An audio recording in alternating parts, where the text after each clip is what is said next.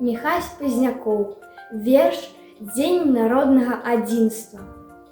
Дзень адзінства народа майго, дзень прызнання ў любові краіне, дзе вышэй, даражэй усяго мір і праца і нашы святыні.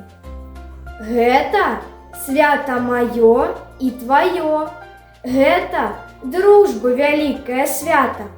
Марна дзесьці крычыць вараннё. Мы магутны народ і багаты. Нашы сэрцы адкрыты для ўсіх, хто заўсёды з дабром прыязджае. Мы нібыта братоў дарагіх, шчырых, добрых людзей сустракаем. Наша моц да радзімы любоў. Нам хапае азёр нашых чыстых, нашых шчодрых палёў і лясоў, нашых рэк і лугоў прамяністых. Мы, як сёстры, усе, як браты, беларус і паляк, украінец і рускі, армянін і яўрэй. Назаўжды нам найродны наш дом беларускі. Будзем мы Беларусь шанаваць, берагчы ад пагроз і нягоду. Будзем згоду і мір мацаваць, і братэцтва краін і народаў. Алена Васілевіч. Урывак з апавядання «Сястра Марата». Ганна Аляксеевна, маці, ведала аб партызанах больш, чым дзеці. Але яны былі толькі яе дзецьмі і ведаць больш, чым трэба, не павінны былі. І дзеці не чапляліся да яе з непатрэбнымі пытаннямі. Толькі калі яна хадзіла з Дамарову ў лес, яны не спускалі вачэй з той сцежкі, па якой павінна была вяртацца маці. Ці то з кошыкам грыбоў, ці то ягад. А калі пахаладала, калі ночы ў лесе сталі па-асенняму непрыветнымі і зябкімі, у дом казеяў, у штаб, як называў яго Дамаров, начамі пачалі прыходзіць лясныя людзі. І ўсё ж знайшліся вочы, што падгледзелі, знайшліся вушы, што падслухалі, і вусны, што данеслі.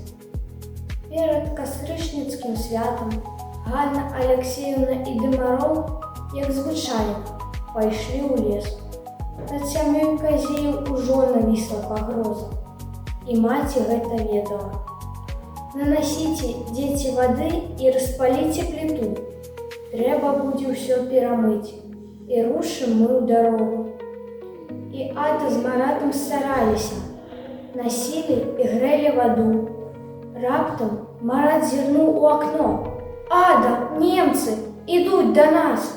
Ада паспела толькі схапіць і схаваць у наскі тапачак пячаці, якія чамусьці забыў прыняць з шафы Дамаров. Немцы шукалі сляды партызан, перавярнулі ў доме ўсё ўверх дном, збілі Аду, але пячацяў не знайшлі. Маці з Дамаровым доўга не вярталіся. Немцы зрабілі засаду. Аду і Марата з дома не выпусцілі. Яны толькі ў акно ўбачылі, як маці і Дамаров паказаліся на сцежцы. Яны ішлі ні пра што не здагадваючыся. На двары іх схапілі, звязалі рукі. Маці ўсё парывалася ў дом, але яе ударылі прыкладам. «Мама, мамушка!» Маці пачула гэты крык. «Дзеці, я вярнуся!»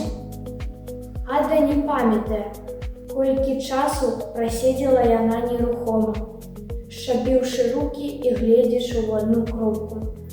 Толькі калі пастукалі ў акно: «Ада, цябе патрабуюць у паліцыю!» Убачыла, ляжыць маміна махорка. Каля паліцэйскага ўчастка, які размяшчаўся цяпер у сельсавеце, Ада ўбачыла чорную закрытую машыну. «Мамушка, мы тут! Я і Марат!» З машыны данёсся толькі кашель маці. Мамушка, не хвалюйцеся, дзеці, я вярнуся. Гэта былі апошнія словы маці.